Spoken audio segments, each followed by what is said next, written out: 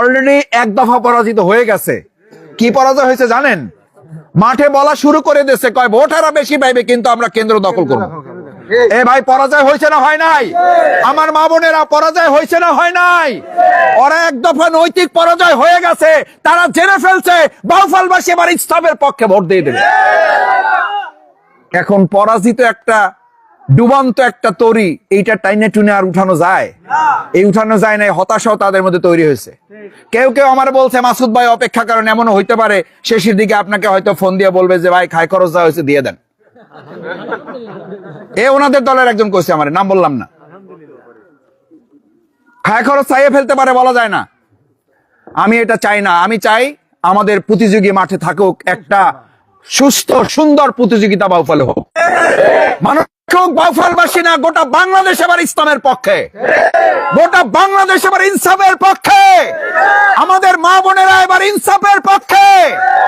জগন্নাথ বিশ্ববিদ্যালয় আমাদের এক বোন চোখের পানি ফেলতে ফেলতে নারায়ে তাকবীর আল্লাহু আকবার এই স্লোগানকে আমাদের ভাইরা ধরছেন, আমাদের বোনেরা ধরছে।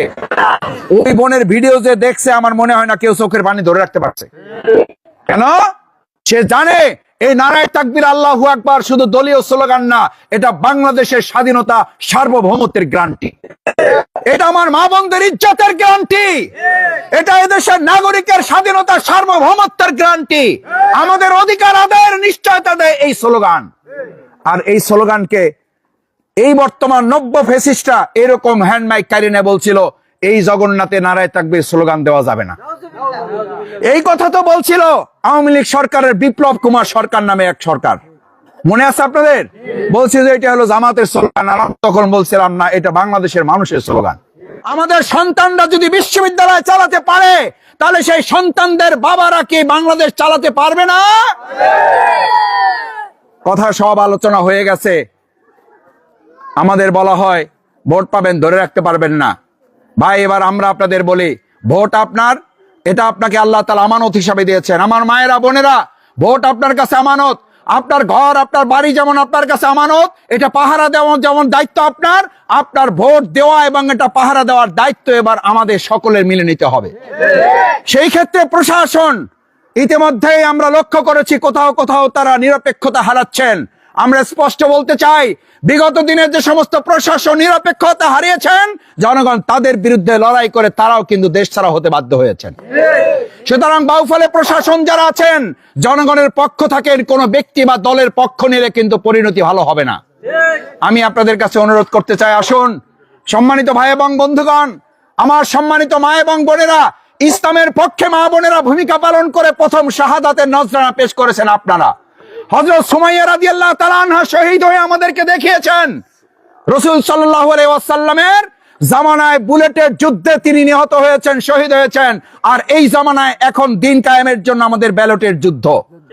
12 তারিখ শুধুমাত্র নির্বাচন না, এটা আমাদের জন্য একটা লড়াই। ওই সময় দিন বিজয়ের জন্য শাহাদাতের তামান্না যদি সাহাবায়ে আজমাইন কেরামের থাকে, আজকের মা বোন এবং ভাইদেরকেও শাহাদাতের তামান্না নিয়ে ব্যালটের এই যুদ্ধে 12 তারিখ সারাদিন ইসলামের পক্ষে ভোট দিন, এই স্লোগান আমাদের তুলতে হবে। আল্লাহ তাআলা কোরআনে ঘোষণা করেন, ইন্নাদ দীনা ইনদাল্লাহিল ইসলাম। আল্লাহর কাছে গ্রহণযোগ্য বিধান হচ্ছে মানুষের না ইসলাম। ভাই, আল্লাহর দেওয়া বিধান আর মানুষের দেওয়া বিধান পার্থক্য আছে না নাই? আল্লাহর দেওয়া বিধানের পক্ষে লড়াই করে যারা ইমানদার, মানুষের তৈরি করা বিধানের পক্ষে লড়াই করে যারা, তারা কাফের। এটা কি আমার কথা না কোরআনের কথা? আমাদের সম্মানিত মা বোনেরা, কোরআনে পরিষ্কার ঘোষণা, আল্লাযীনা আমানু ইউকাতিলুনা ফি সাবিলিল্লাহ ওয়াল্লাযীনা কাফারু ইউকাতিলুনা ফি সাবিলিত তাগুত। যারা ইমানদার তারা লড়াই করবে আল্লাহর পক্ষে, আল্লাহর আইনের পক্ষে। যারা তাগুত, যারা কাফের, তারা লড়াই করবে আল্লাহর তৈরি করা আইনের বিপরীতে, মানুষের তৈরি করা আইনের পক্ষে। আমরা ইমানদার হিসাবে আল্লাহর আইনের পক্ষে না মানুষের আইনের পক্ষে? আল্লাহর আইনের পক্ষে যারা, দেখে হাত জাগান তো একটু, মেহরবানি। আল্লাহ আপনি হাতগুলা কবুল করেন। আল্লাহ আমাদের মা বোনদেরকে আল্লাহর আইনের পক্ষে আপনি কবুল করেন। আল্লাহ আমাদের কৃষক শ্রমিকদেরকে আল্লাহ আপনি কবুল করেন। আমার ভাই বোনেরা, এটা কি আমাদের ইচ্ছা অনিচ্ছার ব্যাপার না, এটা আমাদের আল্লাহ ফরজ করেছেন। এই যে সালাতুল আসর আমরা পড়েছি, আকিমুস সালাত, এটি কার নির্দেশ?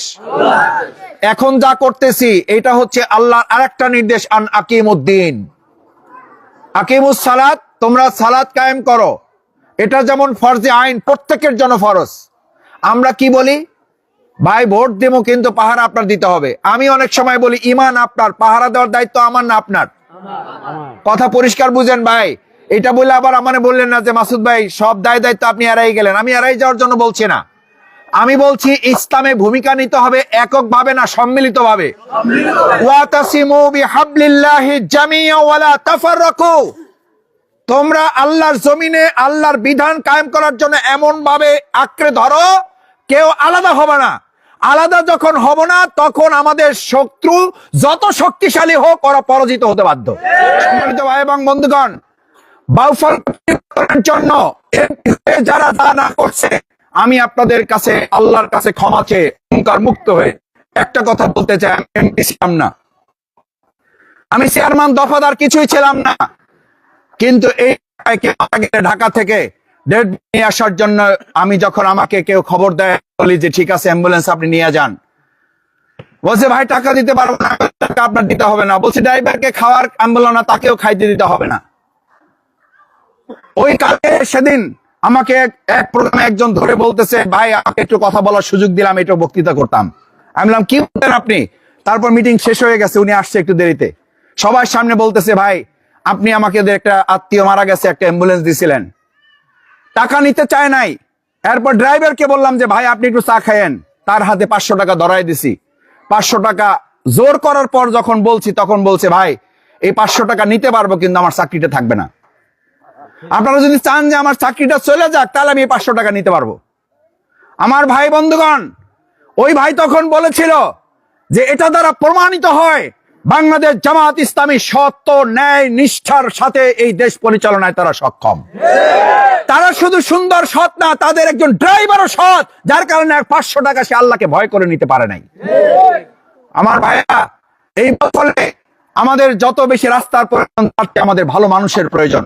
আপনাদের সন্তানদেরকে গড়ে তোলার জন্য আমরা তাদের হাতে কোরআন দিয়েছি, তাদের হাতে কৃতি শিক্ষার্থী সংবর্ধনার নামে তাদের হাতে ক্রেশ দিয়েছি, তাদেরকে ডিসিএসপি মেডিকেল ইঞ্জিনিয়ারিং পড়ার জন্য বিশ্ববিদ্যালয়ে ভর্তির জন্য আমার কাছে ফোন করে যখন বলা হয়, আমি বলি যে শুধু বিশ্ববিদ্যালয় মেডিকেল ইঞ্জিনিয়ারিং পড়বে না, আপনার এই সন্তান ইনশাআল্লাহ আপনার জানাজা পড়ার উপযুক্ত হয়ে ঢাকা থেকে ফিরে যাবে।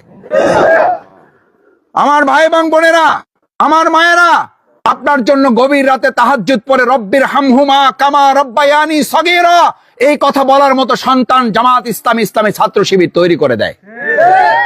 এই তৈরি করা সন্তান আজকে ঢাকা বিশ্ববিদ্যালয়ে চালাচ্ছে, এই তৈরি করা সন্তান রাজশাহী, চট্টগ্রাম, জাহাঙ্গীরনগর, জগন্নাথ বিশ্ববিদ্যালয়ে চালাচ্ছে। আমি আজকে আমার মা বোন এবং ভাইরা যারা আছে তাদের কাছে জিজ্ঞেস করতে চাই, আমাদের সন্তানরা যদি বিশ্ববিদ্যালয় চালাতে পারে, তাহলে সেই সন্তানদের বাবারা কি বাংলাদেশ চালাতে পারবে না? কথা সব আলোচনা হয়ে গেছে। আমাদের বলা হয় ভোট পাবেন, ধরে রাখতে পারবেন না। ভাই এবার আমরা আপনাদের বলি, ভোট আপনার, এটা আপনাকে আল্লাহ তাআলা আমানত হিসাবে দিয়েছেন। আমার মায়েরা বোনেরা, ভোট আপনার কাছে আমানত। আপনার ঘর, আপনার বাড়ি যেমন আপনার কাছে আমানত, এটা পাহারা দেওয়া যেমন দায়িত্ব আপনার, আপনার ভোট দেওয়া এবং এটা পাহারা দেওয়ার দায়িত্ব এবার আমাদের সকলের মিলে নিতে হবে। সেই ক্ষেত্রে প্রশাসন, ইতিমধ্যেই আমরা লক্ষ্য করেছি কোথাও কোথাও তারা নিরপেক্ষতা হারাচ্ছেন। আমরা স্পষ্ট বলতে চাই, বিগত দিনের যে সমস্ত প্রশাসন নিরপেক্ষতা হারিয়েছেন, জনগণ তাদের বিরুদ্ধে লড়াই করে তারাও কিন্তু দেশ ছাড়া হতে বাধ্য হয়েছেন। সুতরাং বাউফলে প্রশাসন যারা আছেন, জনগণের পক্ষ থাকেন, কোন ব্যক্তি বা দলের পক্ষ নিলে কিন্তু পরিণতি ভালো হবে না। আমি আপনাদের কাছে অনুরোধ করতে চাই, আসুন সম্মানিত ভাই এবং বন্ধুগণ, আমার সম্মানিত মা এবং বোনেরা, ইসলামের পক্ষে মা বোনেরা ভূমিকা পালন করে প্রথম শাহাদাতের নজরানা পেশ করেছেন আপনারা।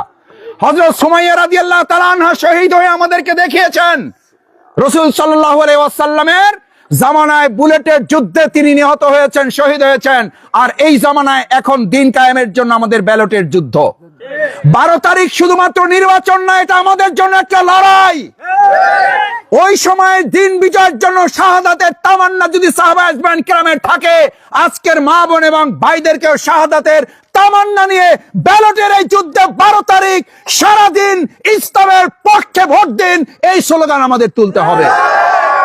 দেখি রাজি আছেন কারা? ইনশাল্লাহ, ইনশাল্লাহ রাজি আছেন ভাইয়েরা বোনেরা আমার, কৃষক শ্রমিক মজদুর ভাই বন্ধুগণ সবাই রাজি আছি। আল্লাহ আল্লাহ এই হাতগুলো আপনি কবুল করেন। আল্লাহ আপনি আমাদের হেফাজতকারী হয়ে যান। আমাদের কেন্দ্রগুলো পাহারাদারির দায়িত্ব আমরা চেষ্টা করবো আপনার গায়েব মদদ দিয়ে। আল্লাহ আপনি আমাদেরকে সাহায্য করেন। আমাদের শত্রুদেরকে আপনি দুর্বল করে দেন। আমাদের শত্রুদের মধ্যে আপনি বিভক্তি তৈরি করে তাদেরকে আপনি দুর্বল করে দেন। সম্মানিত ভাই এবং বোনেরা, বাংলাদেশ আমাদের সুন্দর একটা রাষ্ট্র। এই সুন্দর রাষ্ট্র বিনির্মাণে আমাদের প্রিয় বাউফল একটা শিক্ষিত এলাকা, শিক্ষিত এলাকা, সক্ষম এলাকা। বগা সেতু আমাদের দরকার। বগা সেতুর জন্য আমরা কাজ করছি না, করি নাই? আপনাদের এলাকায় বলা হয়ে থাকে আপনাদের এখানে নদী ভাঙনের এলাকা। আমরা ইতিমধ্যে আমাদের ভাই বলেছেন, আমরা বন ও পরিবেশ উপদেষ্টা ডক্টর সৈয়দ রেজওয়ানা হাসানের সাথে আমরা দেখা করে এই এলাকার জন্য নদী ভাঙনের জন্য আমরা জিও ব্যাগ এবং বাঁধ নির্মাণের জন্য আমরা কিছু কাজ ইতিমধ্যে নিয়ে এসে শুরু করেছি। আলহামদুলিল্লাহ, আমরা ক্ষমতায় আছি কিন্তু আমরা এই কাজগুলো করছি মানুষের কল্যাণের জন্য। এটা আমাদের দায়িত্ব। আল্লাহ নির্দেশ দিয়েছেন, তা'মুরুনা বিল মা'রুফ ওয়া তানহাউনা আনিল মুনকার, সৎ কাজে আদেশ করো, অন্যায় কাজে নিষেধ করো। এটা আমাদের দায়িত্ব। এই দায়িত্বের অংশ হিসাবে আমরা করেছি। আলহামদুলিল্লাহ, আপনারা জানেন যে আমাদের এই বাউফলে আমাদের নদী ভাঙনগুলোর পাশাপাশি এই কেশবপুরে আর একটা বড় সমস্যা। ইতিমধ্যে আপনাদের মধ্যে যে ঘৃণা জন্ম নিয়েছে কোন ব্যক্তি বা দলের ব্যাপারে, সেই ঘৃণার মূল কারণ হচ্ছে জমি আপনার, ফসল আর একজনার। এবার আমরা পরিষ্কার ঘোষণা দিচ্ছি, 12 তারিখে নির্বাচনের মধ্য দিয়ে ঘোষণা হবে জমি যার ফসল তার। এর বিরুদ্ধে জমি যার ফসল আর একজনার, এই নীতির কবর রচনা হবে 12 তারিখ। মাদক কেশবপুরে আছে না নাই? না নাই। এটা শুধুমাত্র করে আমাদের সন্তানরা এটার জন্য দায়ী? শুধু প্রশাসন দায়ী? আমাদের কতিপয় রাজনীতিবিদরা এই সন্তানদেরকে ব্যবহার করে, তাদেরকে অনৈতিক করে তারা যেন যে কোনো কাজ করতে বাধ্য হয়, সেই জন্য তাদের হাতে মাদক তুলে দেওয়া হয়। একটা সন্তানকে নষ্ট করা মানে একটা পুরো পরিবারকে নষ্ট করে দেওয়া। আমার মা বোনেরা, এবার আপনাদের ভোট দিতে হবে দাঁড়িপাল্লার পক্ষে, ভোট দিতে হবে মাদকের বিরুদ্ধে। এবার ভোট দিতে হবে ইনসাফের পক্ষে। এবার ভোট দিতে হবে জমি যার ফসল তার, তার পক্ষে আপনাদের ভোট দিতে হবে। জমিতে আমাদের ভাইয়েরা, আমাদের কৃষকেরা কষ্ট করে চাষ করে, ফসল ফলায়, এরপরে আবার টাকা নেয়, তারপরে আবার জমির ফসলটা নিয়ে নেয়। কত বড় জুলুম করে তাদের উপরে। ইনশাআল্লাহ জুলুমের কবর রচনা হবে। আমি পরিষ্কার ঘোষণা করেছি, এর আগেও আমি বলেছি যে আমরা আমাদের বাউফলে দুর্নীতি রোধ করার জন্য আমরা 90 দিনের সময় নেব। মাদক দূর করার জন্য আমরা 60 দিনের সময় নেব। আল্লাহ যদি আমাদের সুযোগ দেয়, আমরা 90 দিনের মধ্যে পরিস্থিতি পরিবর্তন করব। আল্লাহ যদি আমাদের সুযোগ দেয়, 60 দিনের মধ্যে মাদকের কবর রচনা করবো ইনশাআল্লাহ। কিন্তু সেটার জন্য আমাদের 5 বছর ভালো থাকতে হলে আমাদের একটা মাস কষ্ট করতে হবে। আর একটা মাস যদি আপনারা আরাম করেন, তাহলে কিন্তু 5 বছর আমাদেরকে কষ্ট করতে হবে। এবার আপনাদের কথা দিতে হবে, আমরা কি একটা মাস কষ্ট করার জন্য রাজি আছি? তাহলে আমরা কত মাস ভালো থাকতে পারবো? এটা বলছি আমি, আর আমাদের প্রধান উপদেষ্টা বলছে এবারের ভোট 5 বছরের জন্য। এবারের ভোট আগামী 100 বছর বাংলাদেশ কোন দিকে যাবে তার জন্য নির্বাচন। এবারের ভোটের গুরুত্ব আছে না নাই? আমাদের দুদকের চেয়ারম্যান, উনি সম্মানিত লোক, উনি বলেছেন এবার দল আর প্রতীক দেখে খালি ভোট দেন না, এবার ভোট দেবেন সৎ এবং দক্ষ মানুষের পক্ষে। উনি কি জামাতের লোক? কেন বলেছেন? উনি জানেন যে এই চুরি, ডাকাতি, বাটপারি এবং মানুষের অর্থ লুটপাট করা, এগুলো ছোটখাটো লোকরা করে না, প্রভাবশালী লোকরা করে। আর এই প্রভাবশালী লোক তৈরি হয় কাদের মাধ্যমে? আমাদের ভোটের মাধ্যমে। আমরা ভোট দিয়ে এমন প্রভাবশালী চোর তৈরি করব? আমরা ভোট দিয়ে এমন প্রভাবশালী ডাকাত তৈরি করব? আমরা ভোট দিয়ে এমন প্রভাবশালী মাদক কারবারি তৈরি করব? যদি না তৈরি করি, তাহলে আসুন আমাদের প্রিয় মাতৃভূমি বাংলাদেশ, সেই বাংলাদেশকে একটা গুরুত্বপূর্ণ, উন্নত, আধুনিক রাষ্ট্র করার জন্য, অধিকারের রাষ্ট্র করার জন্য, বৈষম্য মুক্ত রাষ্ট্র করার জন্য, ইনসাফের রাষ্ট্র করার জন্য একটা ইনসাফের বাউফল আমরা এবার তৈরি করতে চাই। সেই প্রত্যাশা ব্যক্ত করে আপনাদের সবাইকে ধন্যবাদ জানাচ্ছি। আমাদের মা বোনেরা কষ্ট করে দূর দূরান্ত থেকে এসেছেন। আল্লাহ তাআলা আপনাদের উত্তম প্রতিদান দিন, সম্মানিত করুন, মর্যাদাবান করুন, আপনাদের ঘরে আয় রোজগারে বরকত দান করুন, বিপদ মুসিবত থেকে আল্লাহ তাআলা আমাদেরকে হেফাজত করুন। আসসালামু আলাইকুম ওয়া রাহমাতুল্লাহি ওয়া বারাকাতুহু। সবাই শোনা যায় নাই? মা বোনেরা, আসসালামু আলাইকুম ওয়া রাহমাতুল্লাহি ওয়া বারাকাতুহু। আলহামদুলিল্লাহ ওয়াসসালাতু ওয়াসসালামু আলা রাসূলিল্লাহ ওয়া আলা আলিহি ওয়া সাহবিহি আজমাইন। বাংলাদেশ জামাত ইসলামী আজকে কেশবপুর ইউনিয়নের এই ঐতিহ্যবাহী বাড়ির উঠান বৈঠকের সম্মানিত সভাপতি, আমার অত্যন্ত শ্রদ্ধেয় মুরব্বী, গুরুত্বপূর্ণ কথা বলেছেন। সাবেক সেনা সদস্য, ইসলামী আন্দোলন বাংলাদেশের আমাদের সম্মানিত আলেম, সম্মানিত দিনী ভাই, তিনি অত্যন্ত গুরুত্বপূর্ণ কথা বলেছেন। অন্যান্য অতিথিবৃন্দ কথা বলেছেন। আমি আপনাদের সামনে কয়েকটি কথা বলে সালাতুল মাগরিবের আজান হয়ে যাবে। অত্যন্ত গুরুত্বপূর্ণ সময়, পবিত্র জুমাবারের এই সময়টুকু দোয়া কবুল হয়। আল্লাহ তাআলা আমাদের আজকের এই প্রোগ্রামকে কবুল করুন। আমরা দোয়ার মধ্যে আছি, জিকিরের মধ্যে আছি। আল্লাহ তাআলা আমাদের এই নেক মাকসুদ যেন পূরণ করে দেন। সম্মানিত মা বোনেরা, সম্মানিত ভাইয়েরা, কৃষক, শ্রমিক, আমাদের সম্মানিত ভাই এবং বন্ধুগণ,